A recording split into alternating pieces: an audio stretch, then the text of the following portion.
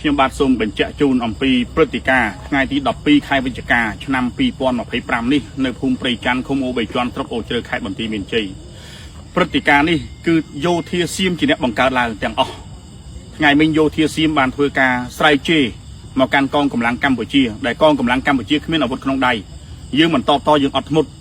លុះម៉ោងប្រមាណជា4រសៀលនេះយោធាសៀមបានធ្វើការបាញ់រះជាច្រើនគ្រាប់មកលើប្រជាពលរដ្ឋស្លូតត្រង់របស់កម្ពុជាបានបណ្ដាលឲ្យប្រជាពលរដ្ឋម្នាក់ស្លាប់បាត់បង់ជីវិតនៅនឹងកន្លែងហើយ3នាក់ទៀតរងរបួសកំពុងតែសង្គ្រោះនៅមន្ទីរពេទ្យហើយនៅវេលាម៉ោង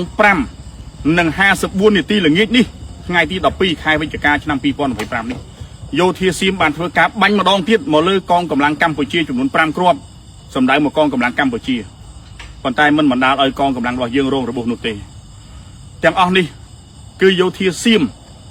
ខ្លួនឯងជាអ្នកបង្កើតទាំងអស់យោធាកម្ពុជាកងកម្លាំងកម្ពុជាទាំងអស់មិនមានអាវុធនៅក្នុងដៃដើម្បីគោរពបទឈប់បាញ់គោរពគោលការណ៍ប៉ុន្តែយោធាសៀមថែមទាំងបាញ់សម្លាប់បាញ់ប្រហារមកលើប្រជាពលរដ្ឋស្លូតត្រង់របស់កម្ពុជាដែលគ្មានអាវុធនៅក្នុងដៃនៅក្នុងភូមិព្រៃច័ន្ទឃុំអូបីជាន់នេះជាហេតុការណ៍ដែលកើតឡើងសូមបញ្ជាក់ជូនបងប្អូនសាធារណជនបានជានិងអន្តរជាតិមេត្តាជ្រាបកម្ពុជាមិនមានការតបតអីទាំងអស់គឺអត់ធ្មត់ណាប៉ុន្តែយោធាសៀមជាអ្នកបង្កើតឡើងទាំងអស់នៅព្រឹត្តិការណ៍ថ្ងៃទី12ខែវិច្ឆិកាឆ្នាំ2025នេះ